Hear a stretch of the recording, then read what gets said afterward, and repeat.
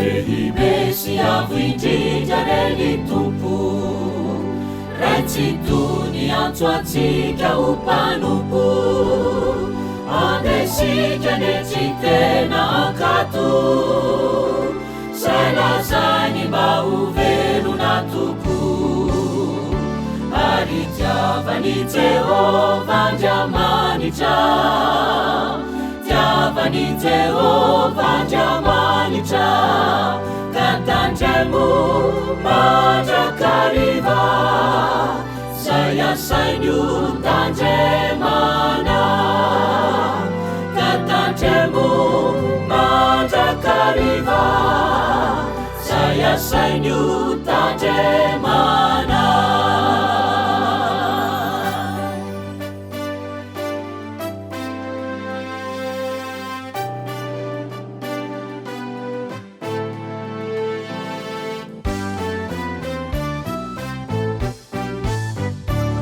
Fitiavany antsika tsisy fetra nentiny Jesosy ny eloka rehetra miantso atsika bebaka ny tompo iza aza mana mafy atoka iana ary tiavany Jehova Andriamanitra tiavany Jehova Andriamanitra ka tandremo mandrakariva zay asainy tandremana ka tandremo mandrakariva zay asainy tandremana.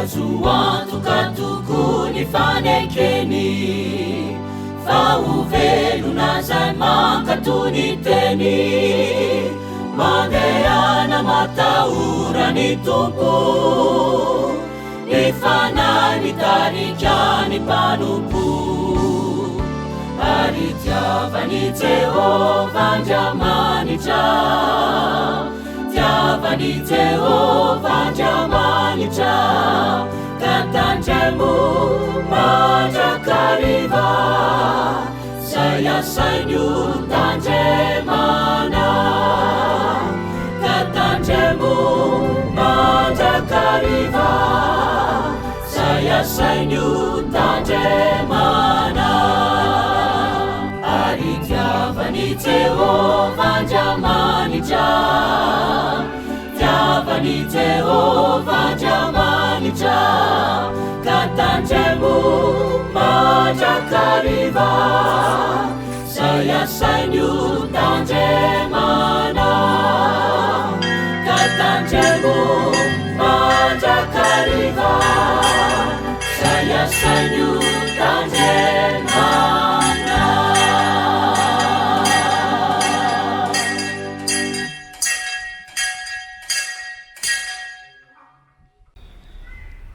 Amin'ny anaran'ny Ray sy ny Zanaka ary ny Fanahy Masina. Amen.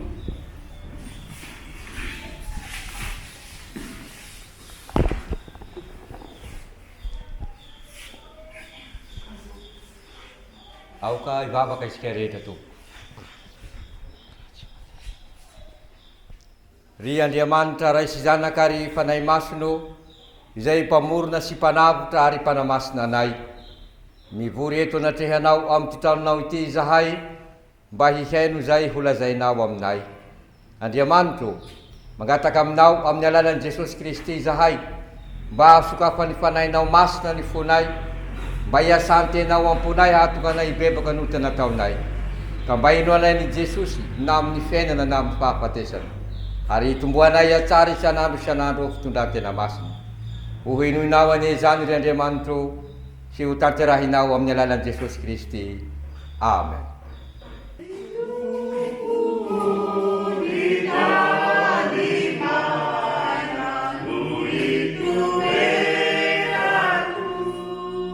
Yeah.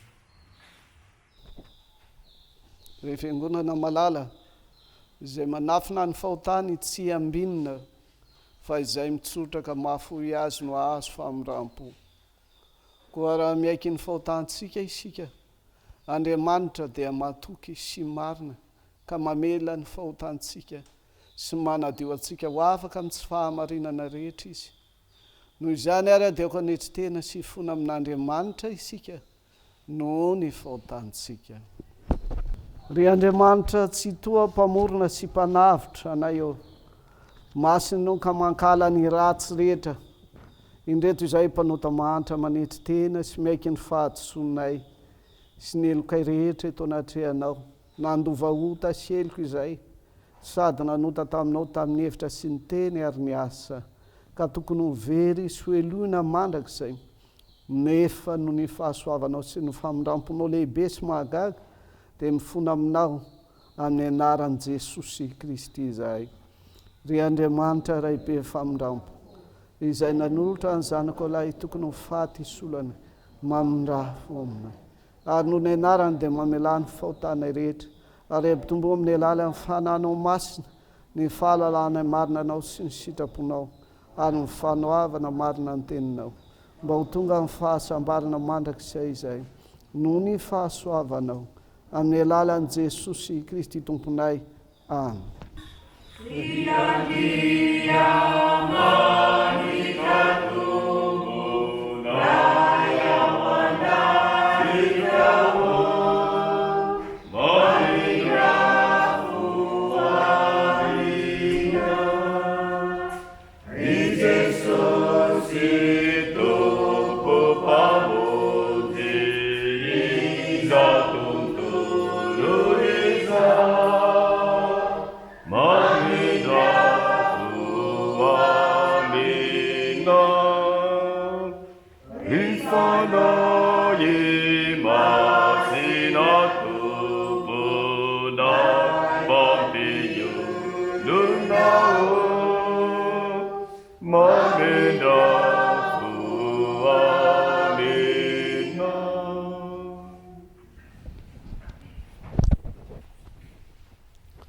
Matoky anaka voavela ny elokao fa toy izao ny nitiavan'Andriamanitra izao tontolo izao nomeny ny zanan'ilay tokana mba tsy ho veza rehetra mino azy fa hanana fiainana mandrakizay. Mino an Jesosy Tompo dia ho vonjena ianao sy ny ankonanao.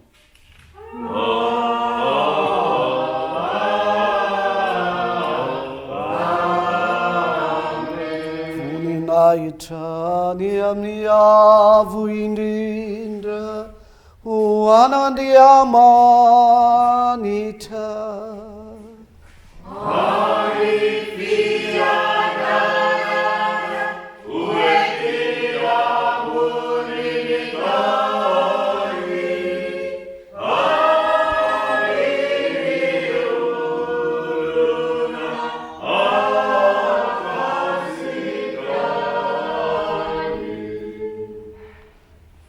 Aminareo anieny Tompo.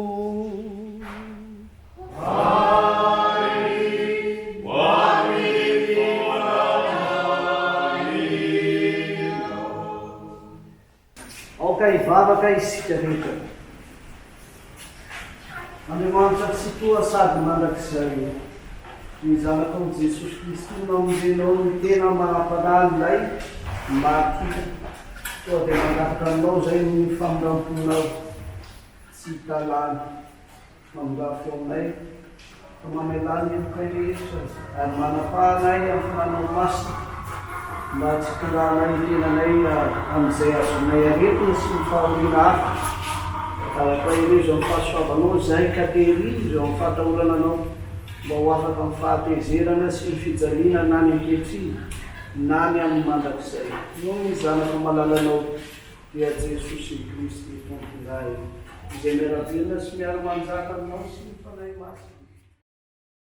Andriamanitra iray manatra amin'ny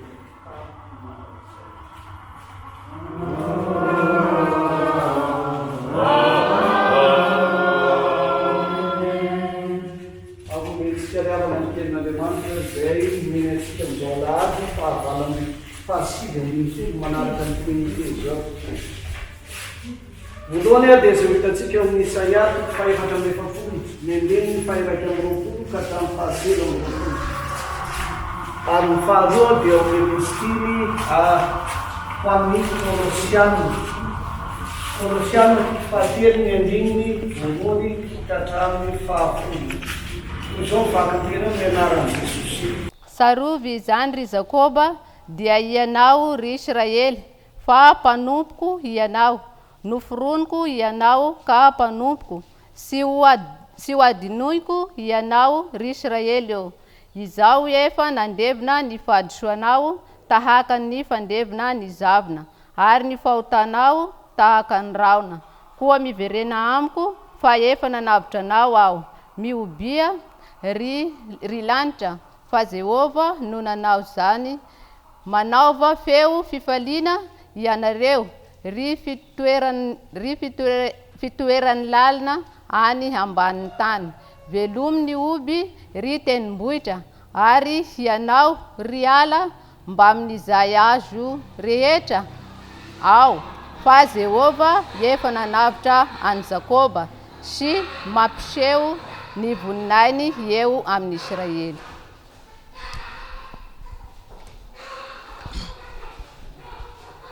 Koa raha niarana tsangana tamin'i Kristy ianareo, dia katsao ny zavatra any ambony, any amin'ny toeran'i Kristy, izay mipetraka eo an-tanan-kavanany Andriamanitra. Sainy ny zavatra any ambony, fa tsy ny zavatra ety an-tany. Fa efa maty ianareo, ary ny fiainanareo niara-miafina amin'ny Kristy ao amin'Andriamanitra. Raha iseho Kristy fiainantsika, dia hiara-miseho aminy koa amin'ny voninahitra ianareo. Koa vonoy ny momba ny tenanareo izay ety an-tany, dia ny fijangajangana, fahalotoana, firehetam-po, fanirian-dratsy, ary fiaremana, dia ny fanompoan-tsampy izany. Fa izany zavatra izany no mahatonga ny fahatezeran'Andriamanitra amin'ny zanaky ny tsy fanarana. Izany koa no nalehnareo fahiny, fony mbola velona taminy ianareo.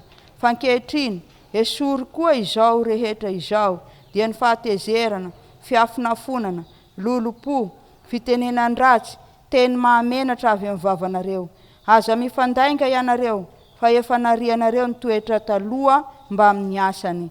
Ary efa nitafianareo ny toetra vaovao, izay naovaozina ho amin'ny fahalalana tsara araka ny endrikiny izay nahary azy.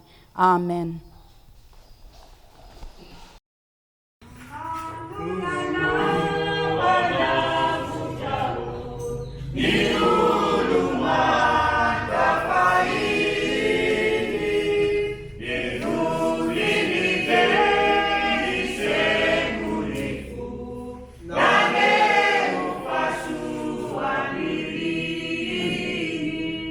Sine pilusa sacra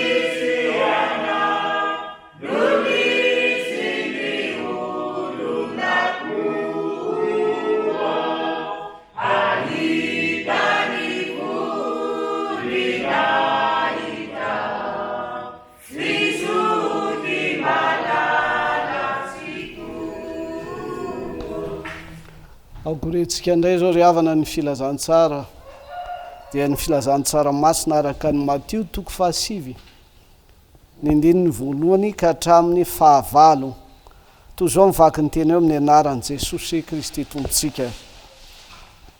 Ary niondrana atsambokely izy dia nitaka tonga tao an-tanànany.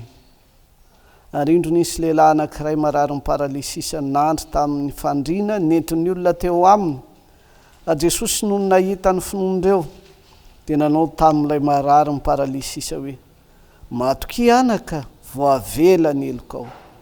Ary indreo ny mpanora-dalàna sasany nanao anakapo hoe miteny ratsy ity lehilahy ity, fa Jesosy nahafantatra ny eritreriny ka nanao hoe: nahoana ianareo no mieritreri-dratry ao am-ponareo?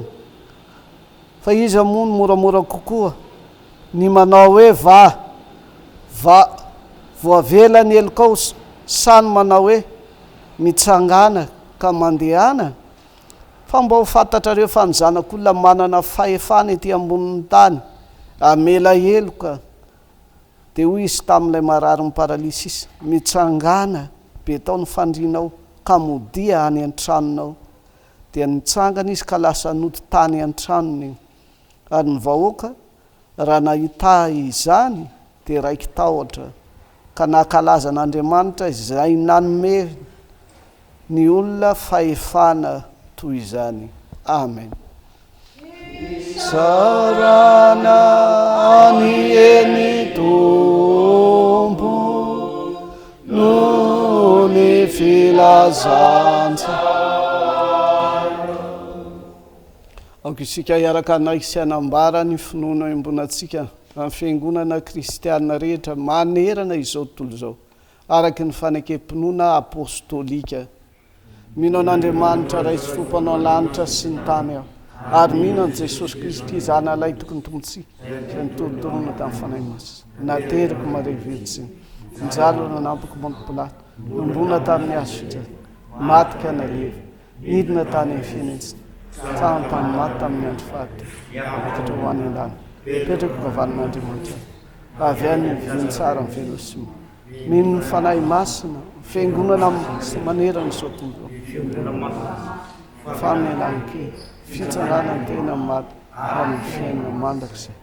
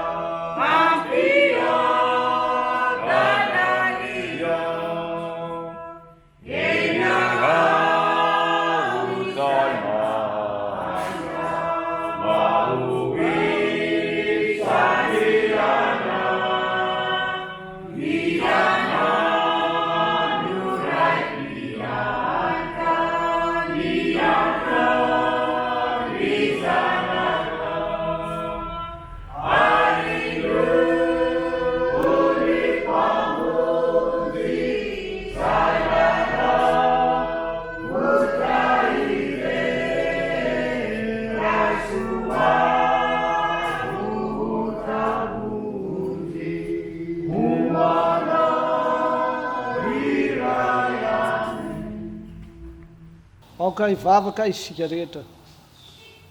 Sotranao zay Andriamanitra no ny fahasoavanao zay mamonjy anay mialanenina aminay amin'ny alalan'ny teninao sy ny fandefasanao amponay ny fananao masina mba hatahoranay anao satria aminao tokony misy ny famelan-keloka raha tsy voavela heloka ety an-tany zay dia tsy mba hiditra amin'ny fanjakanao fa tena ho faty tokoa dia atao io zay andre tsara ny teninao na zay eto amin'ity fivorian'ny katekista ity na izay mihaino amin'ny alalan'izao sary sy feo zao mba hibebaka tokoa amin'izao fahavelomanay izao ny anaranao Jesosy no agnatana izany amen. Ten'Andriamanitra zay anjarantsika amin'ity Alahady faha-20 ity faha-20 manaraka ny Trinite ity ry havana dia zay hitantsika ao amin'ny Lioka 13 ny andininy 10 ka hatramin'ny 17. Toy izao mivaky ny teny eo amin'ny anaran'i Jesosy Kristy tombontsika. Ary nampianatra tao amin'ny sinagoga anankiray Jesosy tamin'ny sabata, ary ny indro misy vehivavy izay nanana fanahy mahafarofy 70 taona, sady nanjoko izy ka tsy nahatraka akory. Ary efa nahita azy Jesosy dia niantso azy ka nanao taminy hoe: raha vehivavy, afaka amirofinao ianao. Dia nametraka ny tanany taminy izy, ary niaraka tamin'izay dia nitraka raha vehivavy sady nankalaza an'Andriamanitra. Ary ny mpanapaka ny sinagoga dia tezitra satria Jesosy nahasitrana tamin'ny sabata dia namalika nanao tamin'ny vahoaka hoe: henemana no azo anaovan-draharaha, ko avia hositranina amin'izany fa tsy amin'ny andro sabata. Fa namaly azy ny tompoka nanao hoe: ry mpiatsara velatsia, mohatra samy mamany ombony na ny boriky ny ala amin'ny fihinanam-bilona amin'ny sabata va ianareo ka mitondra azy hisotro rano, koa ity vehivavy zanaky Abrahama ity zay efa nafatotry Satana zao 20 taona izao, moa tsy tokony hovahana ho afaka amin'izany fatorany zany amin'ny andro sabata va. Ary raha nilaza izany izy dia nangay ay zay rehetra nanohitra azy, fa ny vahoaka rehetra nifaly noho ny zavatra malaza rehetra nataony. Iray maso no manamasinanay amin'ny fahamarinana, fa ny teninao no fahamarinana. Amen. Ry fiangonana malala ao aminareny ny fahasoavana sy ny fiadanana avy amin'Andriamanitra ray sy Jesosy Kristy tombontsika. Amen. Ten'Andriamanitra zay omeny antsika androany dia toy n'ilay tamin'ny heriny. Ny tamin'ny heriny dia milaza amintsika fa raha ny maha olona dia tena sarotra miditra ao anaty fanjakan'Andriamanitra, fa isika dia tahaka ny mpanankarenana mahatoky ny tenantsika avokoa.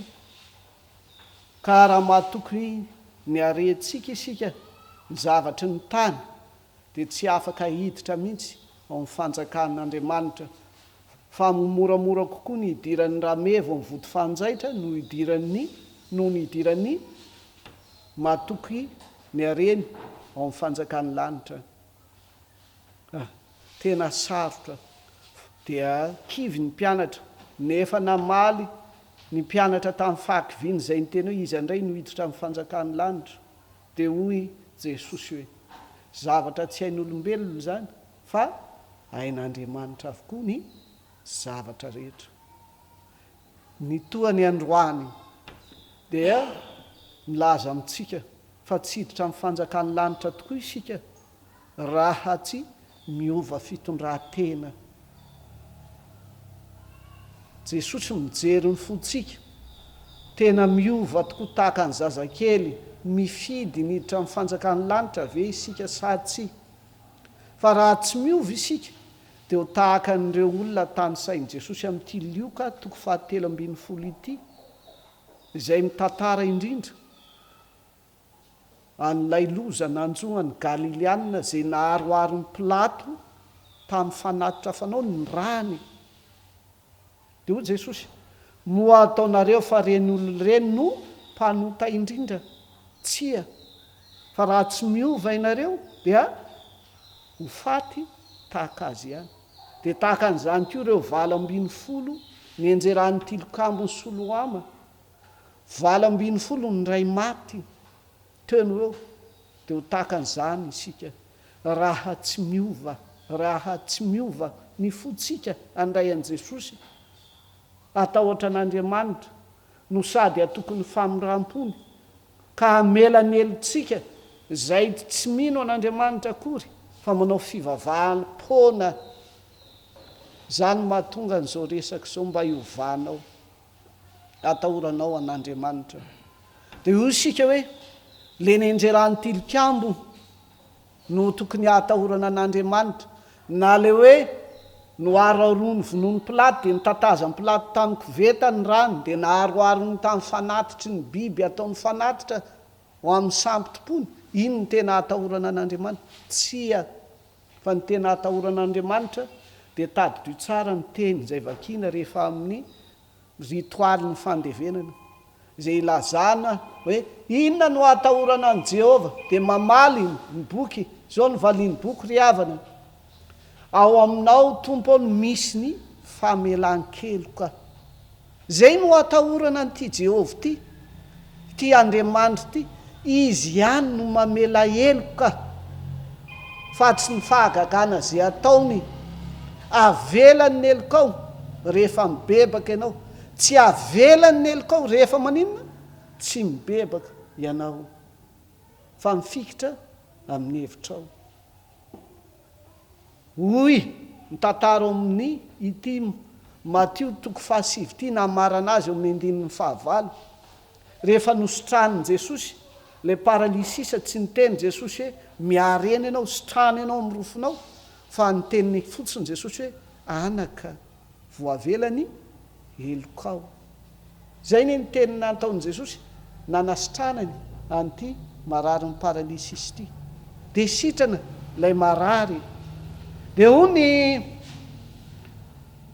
fihetsem-po ny mpitazana ary ny vahoaka dia raiky tahotra indrindra. No fahenonan'i Jesosy hoe voavelany elokao no tokony araiky tahotra atsika hoe ay ve za raha tsy miaikeloko dia tsy voavela heloka. Zany angeny takin'Andriamanitra, raha tsy miova ny fitondran-tenantsika manoloana an' Jesosy mpamela heloka dia ho faty tokoa isika. Ho faty. Ao ny fahafatesana ara-nofo, tsy maty fotsiny fa fahafatesana faharoa, dia any amin'ny fahaverezana mandrakizay. Ry havana malala, androany arak'izay lazainy Deotoro Isaia amin'ity teniny eo amin'ny 4:7 ity, tsarovy androany ry Jakobo fa mpanompoka ianao, izany namorona anao, izany efa niantso anao. Androany zao no lazaiko izy izy, ho avelako ny elokao, fa na dia tahaka ny rahona dia ho levoniko. Ry havako malala, zany no hitao amin'ny fanahy masina antsika androany. Iova fitondran-tena, ny fitondran-tena miova dia ty mijery Andriamanitra zay tsy manadino atsika satria efa namorona atsika, miverina mijery an'Andriamanitra.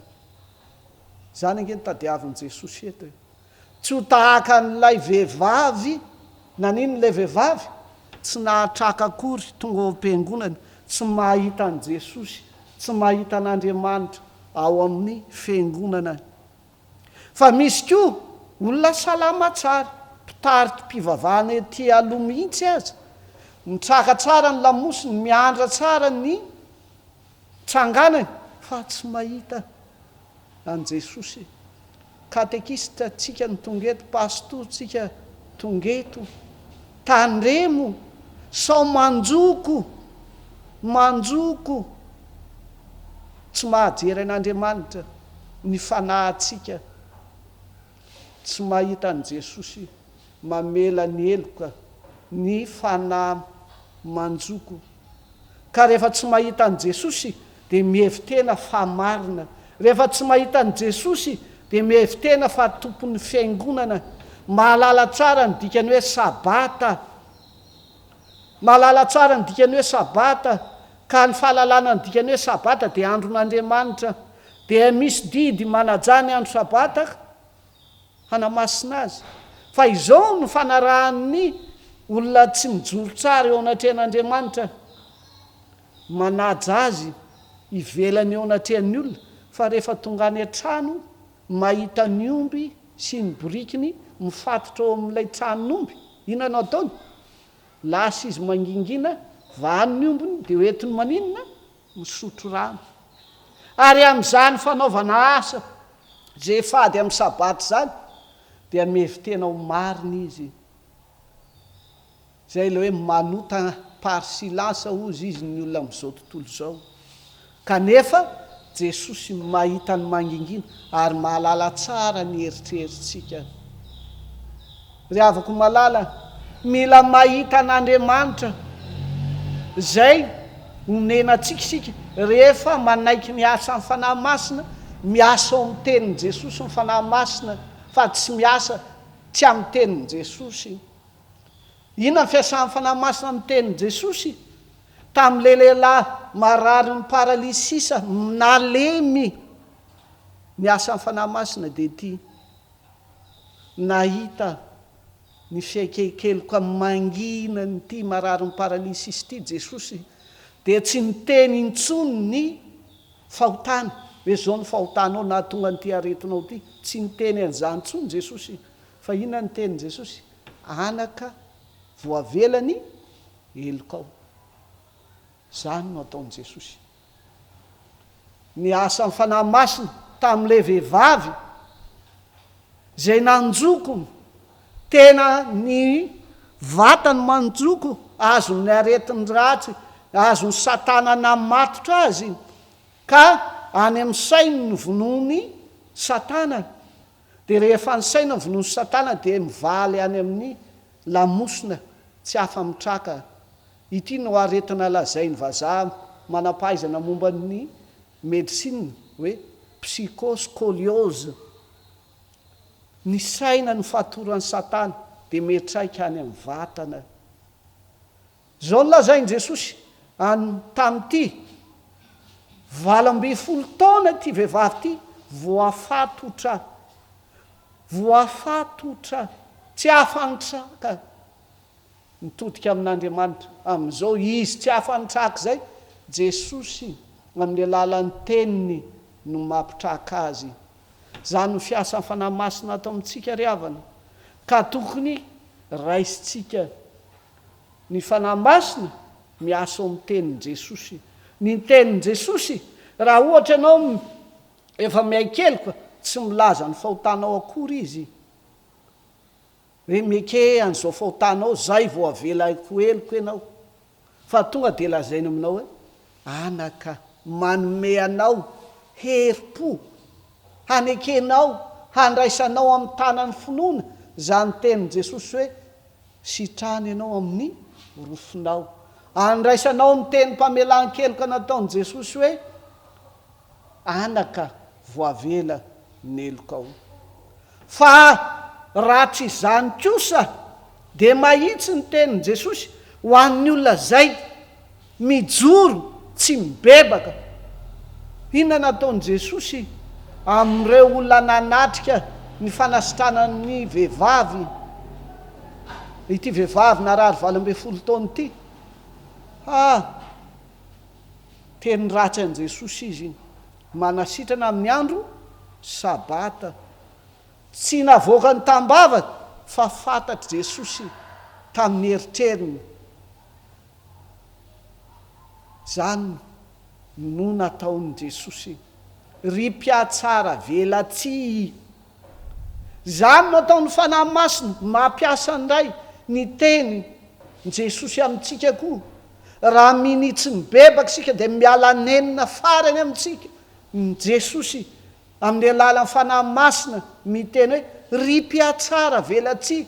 Tsy mitovy tahaka ny tenenany tamin'ilay olona maty anaka vao velany elokao, na raha vehivavy sitrana amin'ny rofinao, fa potsery ny fanahy masina, afongatry ny fanahy masina ny fizirizirinao miatsara velatsia de lazainy le fiatsaram-belatsia amin'ny asa nareo milaza hoe tsy azo ataony manao asa amin'ny andro sabata kanefa ianareo mihitsy no mamany mombonareo na miborokonareo isotro rano mba tsy anamarina ny reto tena zany no fampibebahana ny retonreto ry mpiatsara velatsia tahaka an'izany koa nampibebahany an'ireo zay nieritreri-dratsy tao am-pony tamin'ny mpanapaka ny mpanorad-dalàna mahay nihevitry ny soratra masina tsara tao amin'ny sinagoga nahita nanasitrana n' Jesosy ilay marary ny paralysisa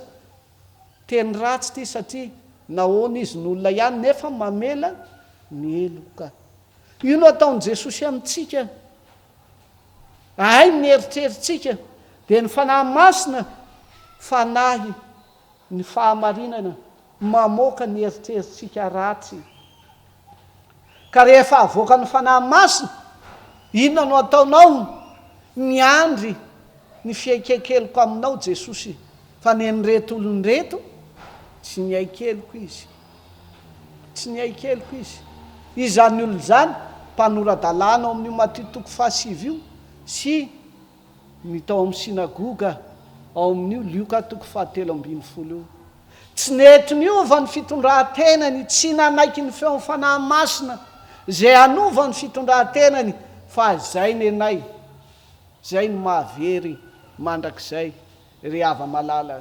mahavery ny tsy fiaikekeloka tsy fanekena iova fa rehefa afaka kosa tohizana ny tantara inona natao hoe afaka ny aretin'ny vatana indrindra ny aretiny fanahy inona nataon'ilay vehivavy rehefa afaka nitraky izy dia nakalaza an'Andriamanitra tahaka an'izany koa nataon'ilay marary ny paralysisa nanoa ny tenin'i Jesosy amin'izay tsy faly fotsiny izy fa nieny tsara ny tenin'i Jesosy manao hoe mandehana modia any an-tranonao ny fanoavana no toyany sy ny fahakalazana an' Jesosy ho Andriamanitra zany no fanehoana ny fahasitranany fanahy fa tsy ny tena ihany zany natao hoe sitrana ny vatana sitrana ny fanahy inona no atao any an-trano tsy milaza fotsiny fahasitranany vatana fa milaza indrindra hoe Jesosy no namela ny eloko ary zany famelan-keloko azoko tamin'izany nandehanako aty hitoriko satria nareo koa manota fa tsy teninareo hoe izaho tsy mba tahakanao zay azo ny aretina fahalemena paralize fa mitenena kosa hoe izahay koa mba tianay no avelan'i Jesosy ny elokay anatona azy zay lasa mpitory filazantsara tao an-trano ity lehilahy ty ary ity vehivavy ty dia toy izany koa natahotra an'Andriamanitra koa ny vahoaka ka nakalaza an'Andriamanitra zany ary no hitodihan'i Jesosy aminao enoa ny fanahy masina zay mampiasa ny teniny mba hiovanao fa roa ihany ny alehantsika na isika iova no ny fahitanan'i Jesosy mamela heloka ary natao hoe mamela heloka dia mamaha ny problematsika ny olantsika amin'Andriamanitra mamaha koa ny fatotro satana zay mampiondrika atsika eto amin'ity tany ity mba hisainatsika amin'izay ny any ambony io nolazain'ny Paoly amin'ny Kolosiana toko 7 misaina amin'izay ny any ambony eto amin'ity tany ity vory saina tsara manana tena tsara fa tsy misaina ny eto an-tany ny misaina ny eto an-tany ny zavatry ny tany tsy misy hafa fijangajangana na ena tsimitsika na ena varatra eto amin'izao tontolo zao fijangajangana avokoa amin'ny endriny tena mahery be lehilahy manambady lehilahy vehivavy manambady vehivavy ary aty afrika fampirafesana any andafy mariazy libre ozy izy mivazaha tsy mila misoratra isika zao de malagasy tsy misoratra fa ny any andafy ko tsy te hisoratra zany miainany olona fijangajangana fahalotona indrindra fanompotsampy zany no fisainana ny zavatry ny tany lasa am'izay avokoa de araky ny iran'ny mpanao to hoe zavakanto miteny hoe rehefa manambola mampirafy ka miraha te ampirafy ianao ataovy zay anananao vola de ho tanteraka fa ny vehivavy am'izao vola ny tadiaviny ry avako malala saino ny zavatra any ambony ialao zany afaro reseo lahatra ny taranako fa izany mampitraka anao mba tsy iondrika andritriny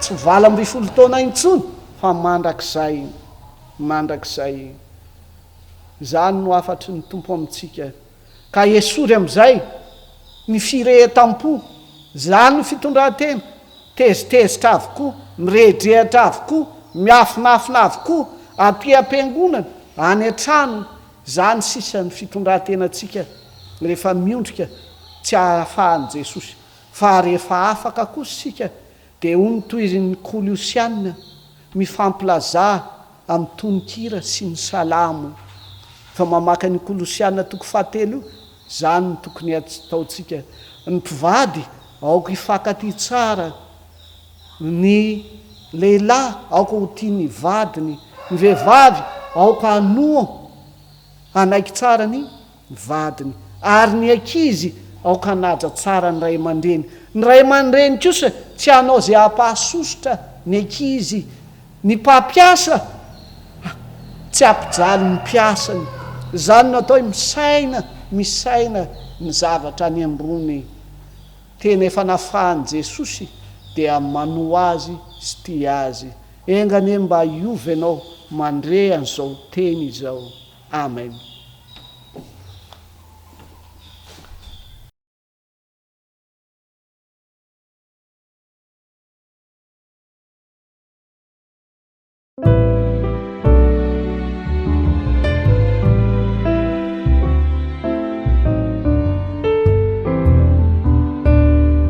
Fagagan izay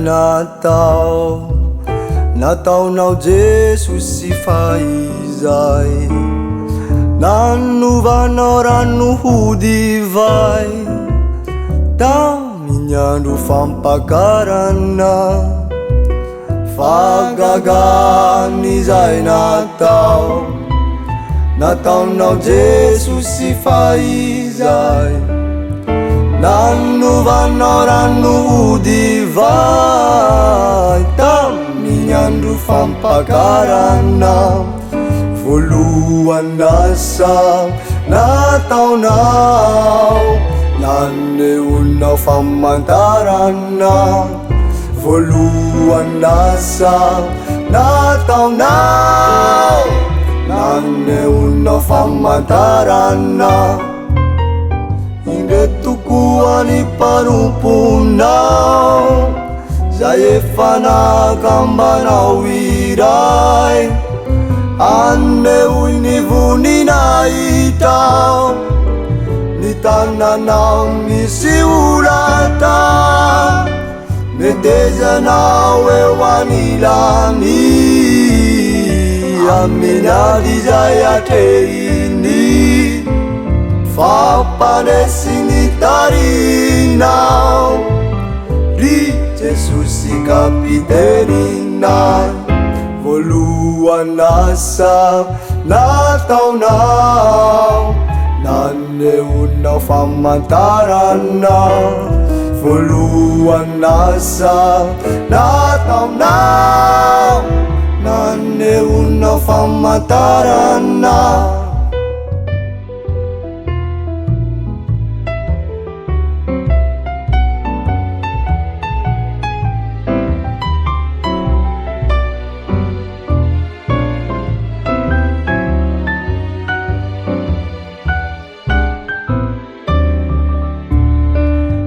Masinani naurinao Rirasi zanaka fanay Allanao ny fanuerana Ka nianao mialanelina Masinani naurinao Rirasi zanaka fanay Allanao ny fanuerana Ka nianao mialanelina Miasa mafy ianao Maharesy lahatra-nay Miasa mafy ianao Maharesy lahatra-nay Riray malala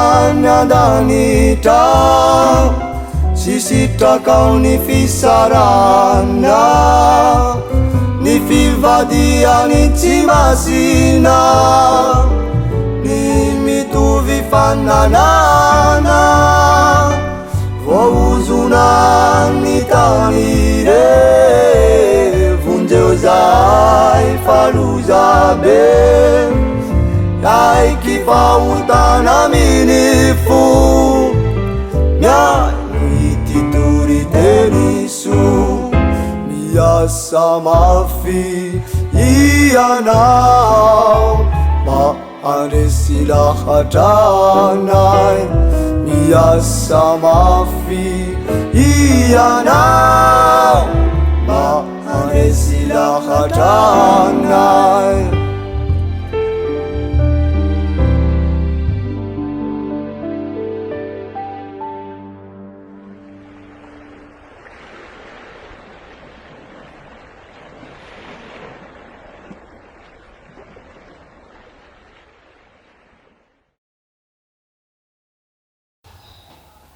Chers fidèles, notre texte d'aujourd'hui, en ce dimanche, 19e après la Sainte Trinité, se trouve à l'évangile de Luc, selon Luc, chapitre 13, verset 10 jusqu'à verset 17, au nom de Jésus-Christ. Un jour de sabbat, Jésus enseignait dans une synagogue. Une femme malade se trouvait là depuis 18 ans. Un esprit mauvais la tenait courbée et elle ne pouvait pas du tout se redresser. Quand Jésus vit cette femme, il l'appela et lui dit, « Tu es délivrée de ta maladie. » Il posa les mains sur elle et aussitôt elle se redressa et se mit à louer Dieu. Mais le chef de la synagogue était indigné de ce que Jésus avait accompli une guérison le jour du sabbat. Il prit alors la parole et dit à la foule, « Il y a 6 jours pendant lesquels on doit travailler.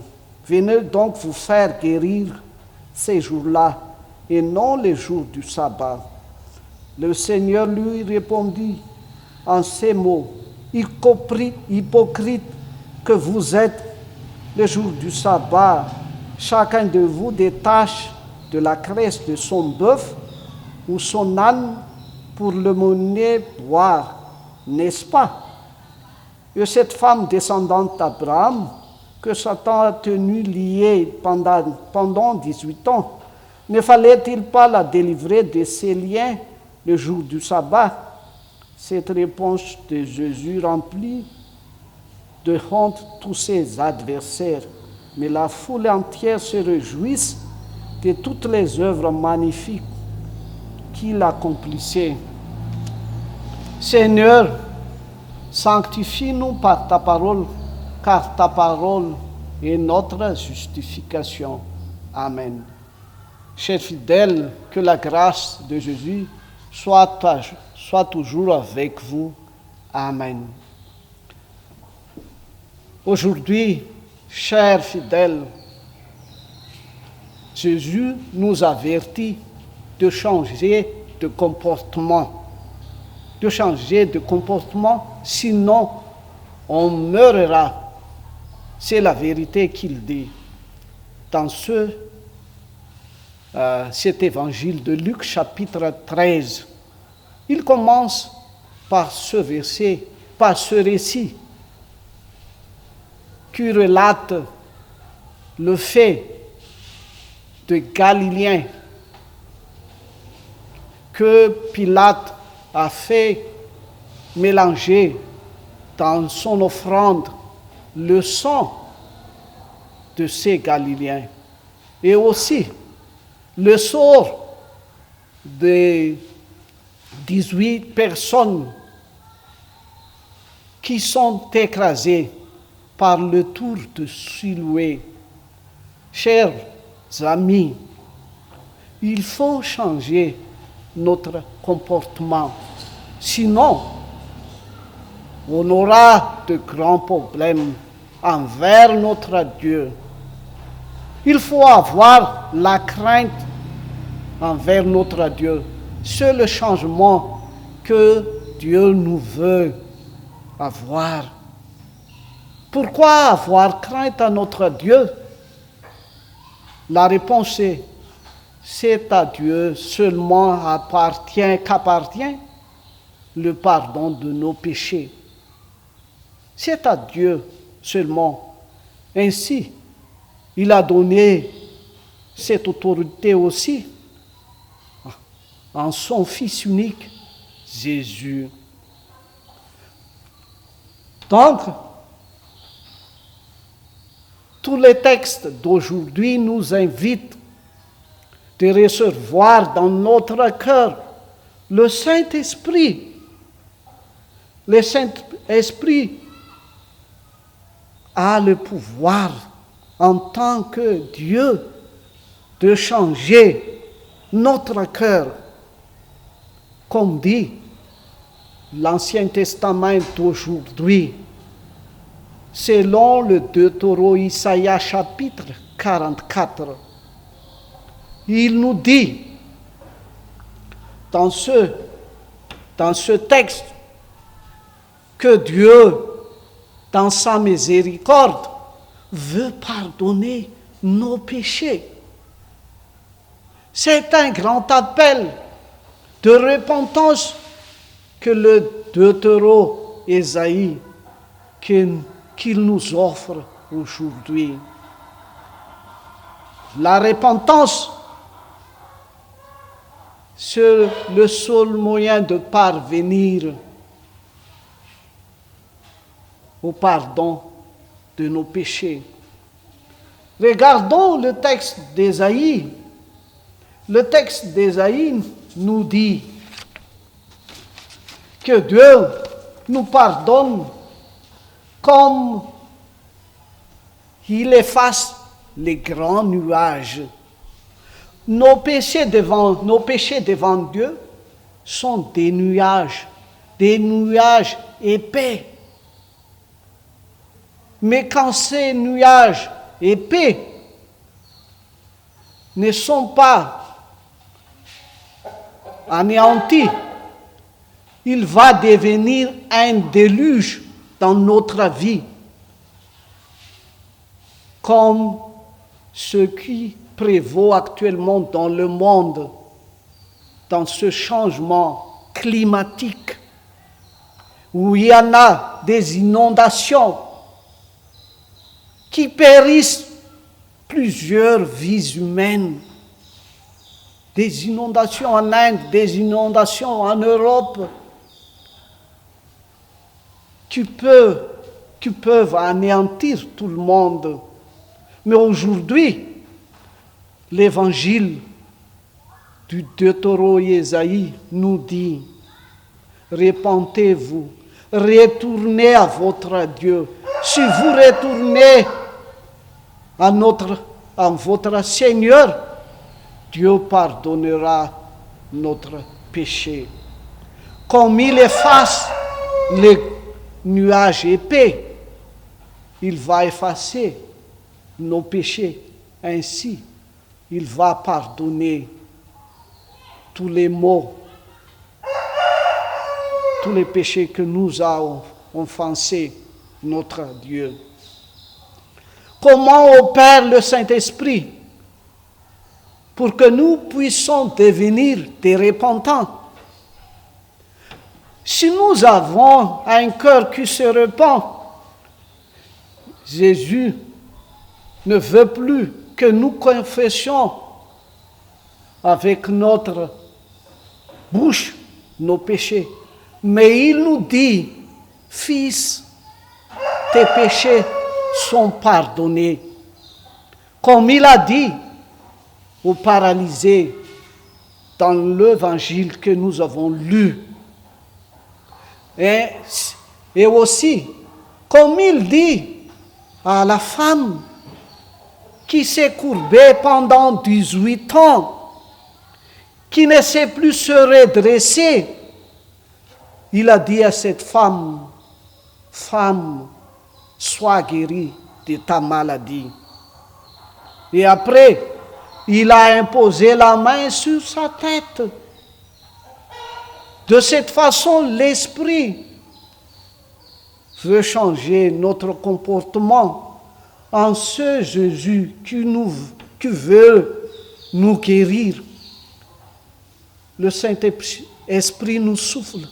Écoutez et acceptez l'œuvre de notre Seigneur. L'œuvre de pardon. C'est la première chose et la plus importante chose de l'acte de Jésus envers nous qui nous sommes des malades corporels et maladies spirituelles. Mais sinon,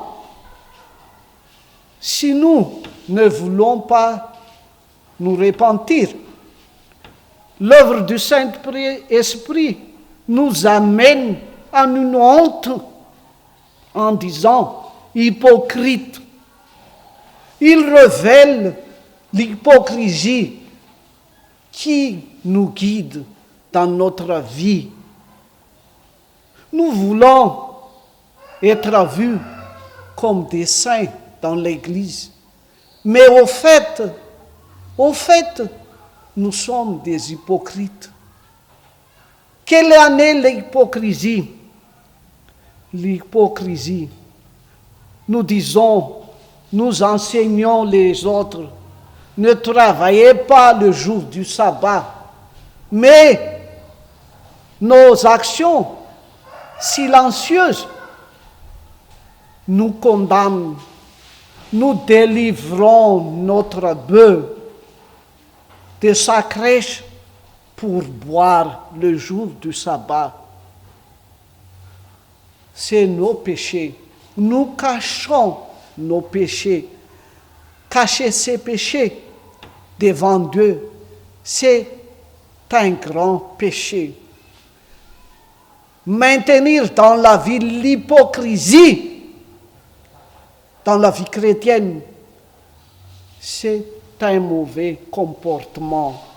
Changeons-nous de ce comportement mauvais, car sinon, nous ne sommes pas admis au royaume des cieux. Nous ne sommes pas admis au royaume des cieux.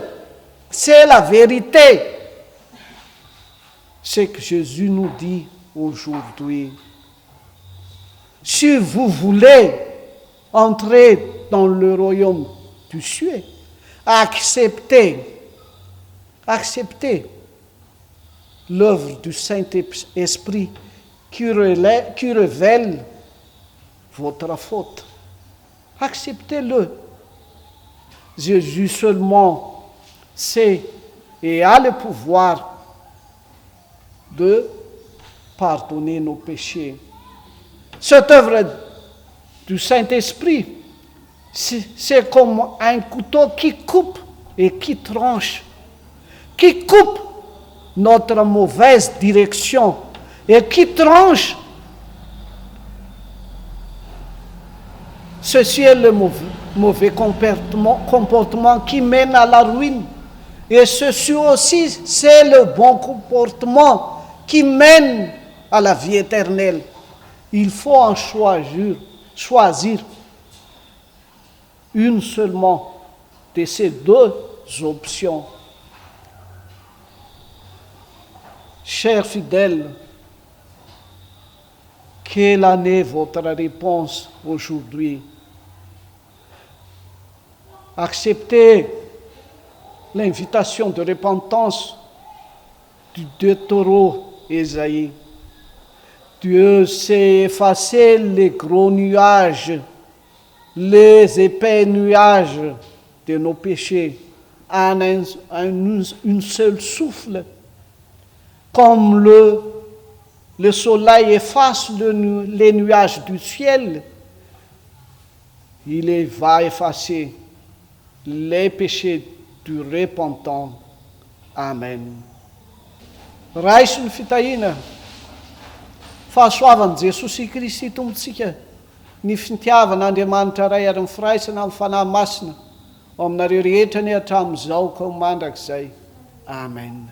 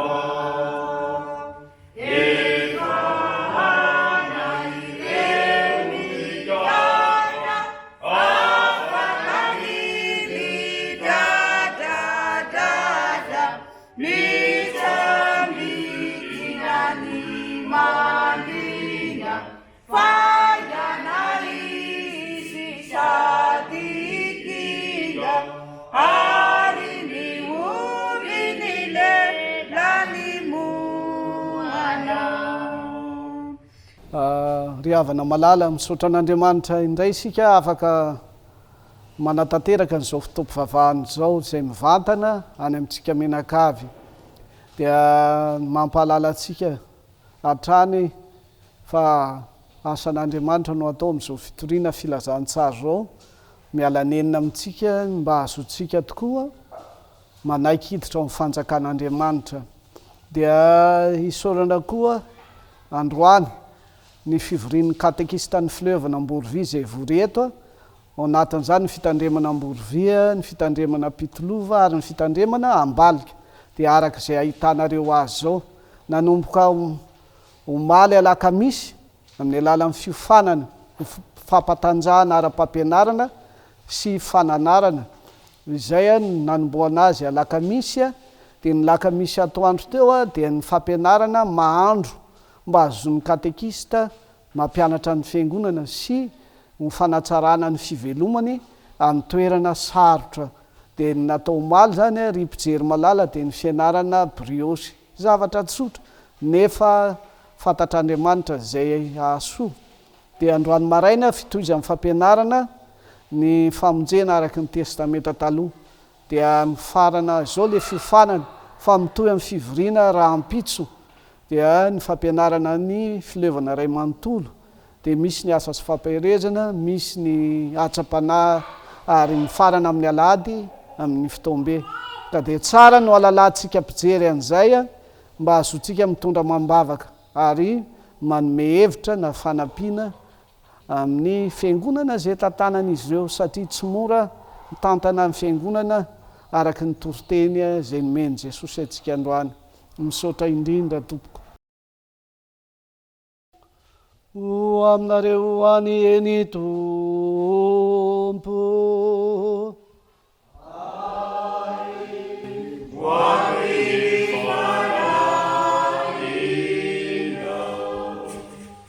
hitay anareo aneny Tompo ka hiaro anareo, ampamirapiratra ny tavany aminareo aneny Tompo ka hiantra anareo, anandratra ny tavany aminareo aneny Tompo ka hanome anareo fiadanana. Amen. Amen. Amen. Tompo misaotra anao amin'ny fonay tokoa izahay, fa efa nampianarinao anay zay sitraka ao hataonay. Andriamanitro, ampio zay ankehitriny amin'ny anarany Kristy noho ny fanahinao masina, mba hitehirizanay ny teninao amin'ny fo madio, hitomboanay amin'ny finoana, mba hiatsara isanandro isanandro zay fitondran-tena masina. Ary ny teninao aneny ho hitokianay na amin'ny fiainana na amin'ny fahafatesana. Amen.